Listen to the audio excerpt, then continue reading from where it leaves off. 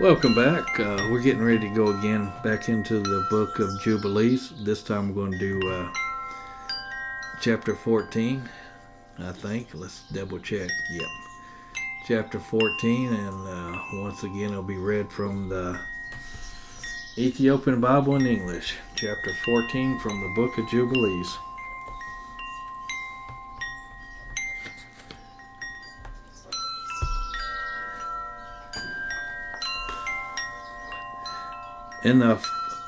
In the fourth year of that week, on the new moon of the third month, the word of the Lord came to Abram in a dream, saying, "Do not fear, Abram, I am your shield, and your reward will be exceedingly great."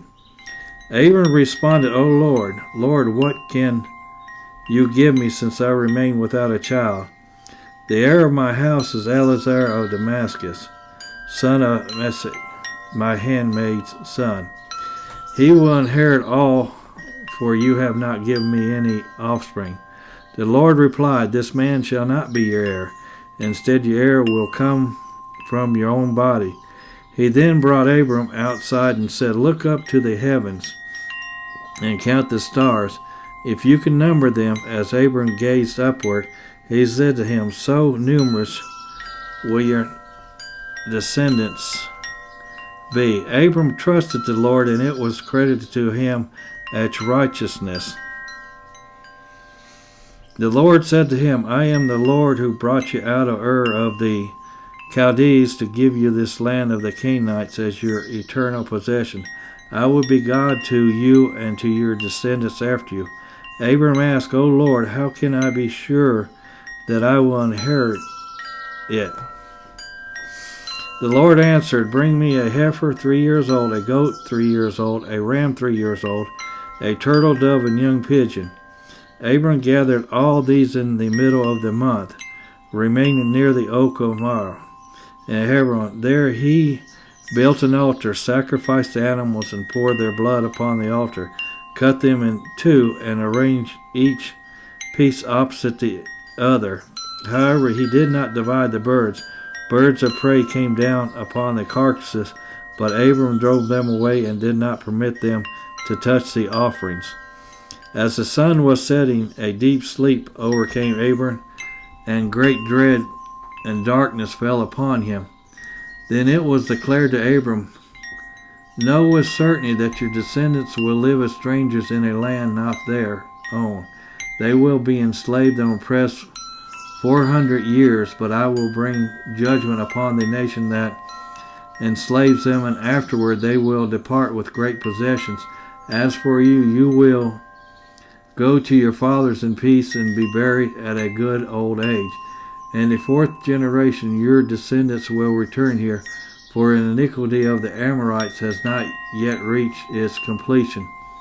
Abram awoke, and as the sun had gone down, he saw a burning flame, a blazing torch that passed between the pieces.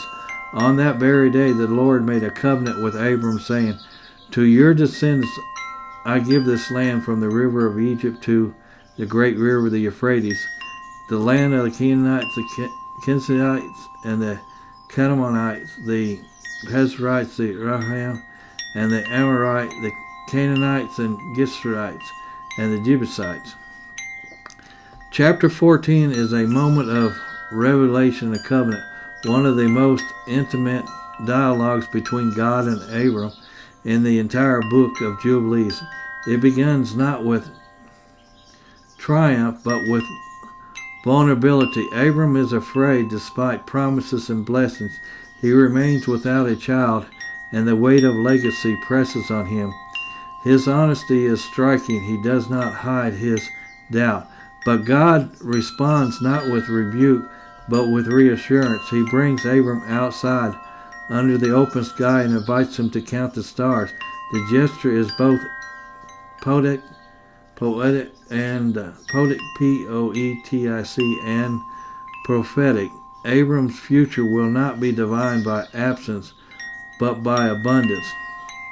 The scene then shifts from promise to ritual.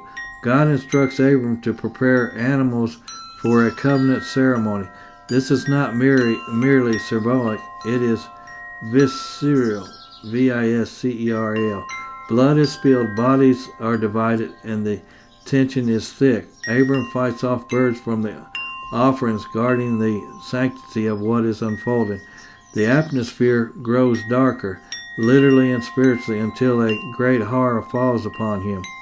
What follows is a prophetic vision of exile and deliverance. Abram learns that his descendants will be enslaved for 400 years, yet the message is not despair, it is preparation. God reveals both the suffering and the salvation. History in this covenant is not accidental, it is foreseen, held with divine timing. The chapter ends with a dramatic act. A burning torch passes between the pieces. This is not Abram walking, it is God alone in ancient covenant customs. Two parties would pass between the pieces to seal the pact, but here only the divine presence moves, as if to say, I will carry this promise even if you cannot. Jubilees reminds us that covenant is not built on perfect faith but on honest relationship. Abram questions, God answers. Abram waits, God speaks. This is not just the beginning of a contract, it is the foundation of a friendship. This was chapter 14, once again read out of the book of Jubilees, once again read out of that Ethiopian Bible in English. Once again, this was chapter 14 out of the book of Jubilees.